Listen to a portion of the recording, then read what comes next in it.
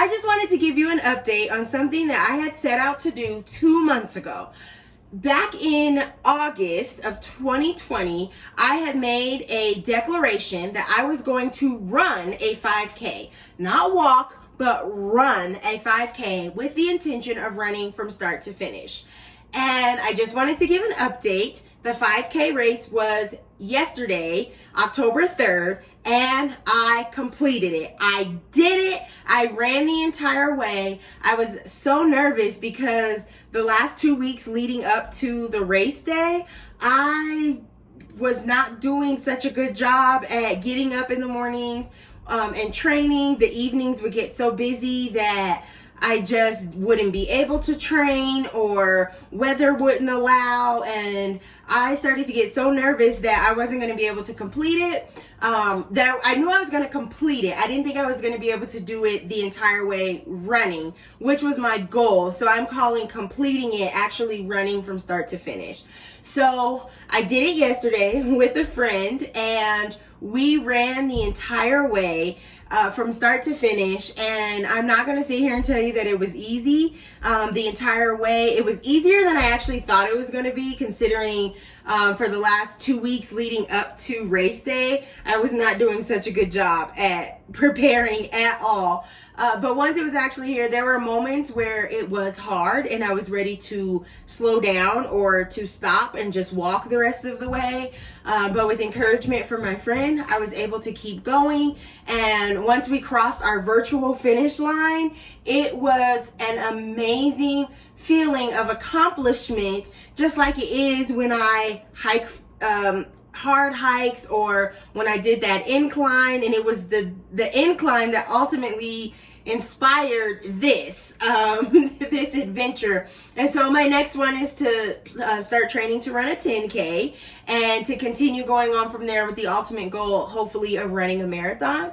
So I just wanted to share with you that sometimes it's easy, like we can set goals and we can put end dates on them, and then we know that they are achievable because we know that day is coming no matter what.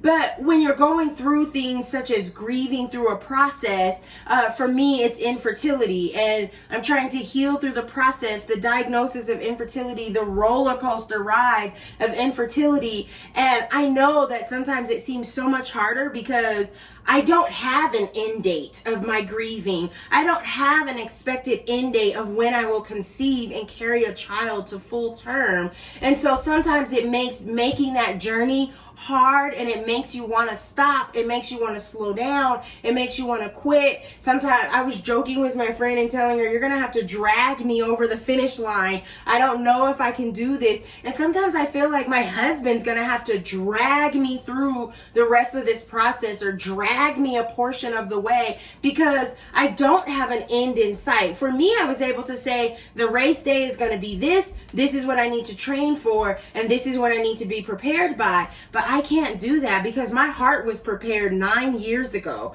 Really before that, but it was at 9 years ago when my husband and I were actually trying. But even since I was a little girl, my heart was already prepared, and I thought that there was going to be an end in sight, and there wasn't. It's kind of like, if you're familiar with hiking, there's a term we use called false summits. So it looks like it's going to be the end of the trail or the top of the mountain, but when you get there, you see that you still have so much more to go. And sometimes that's what our healing journey feels like. We feel like if I can just get to this point, I will be okay. Or maybe once this day is over, I will be okay. And then that day comes, or that appointment comes, or that trip comes, or whatever it is that you were planning and expecting to come that you thought would be, okay, now I feel better, and then you actually don't. We're going to call those false summits. And when you're hiking, I don't know if you've ever taken a hike, but one of my favorite things about hiking is the trail. It is absolutely gorgeous, false summit or not. So I have to tell myself, okay, this is the false summit, but I have a little bit further to go. And in that process, I know it's going to be hard. I know that things are going to come that are going to make me want to quit. I know there's going to be a time where I say, I just need a break. I just need to sit down, and that's okay. And just look around and enjoy the scenery. Enjoy what you do have, the family that you do have that is there for you, the friends that are there for you, your favorite dessert that is there for you, your favorite meal that has been prepared for you by you or someone else, and just enjoy those moments along the healing process, understanding and accepting that this may not take away the grief, but I'm going to enjoy the moment anyway.